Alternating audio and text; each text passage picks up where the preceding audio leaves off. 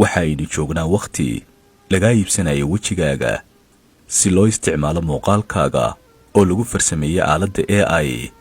kani waa Khami Lami oo caanka baraha bulshada.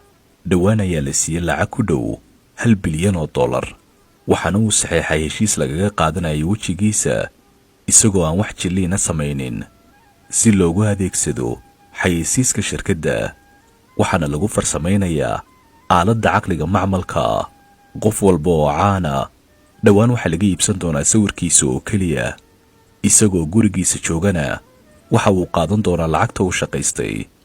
tiknoolajiyadda casriga waxay sababtay in laga baxo shaqo walba oo tacab la gelin jiray.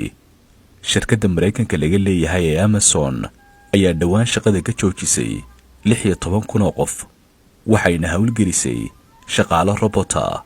waad dareemi karaysaa shaqo la'aanta ba'an ee ku soo socota dunida.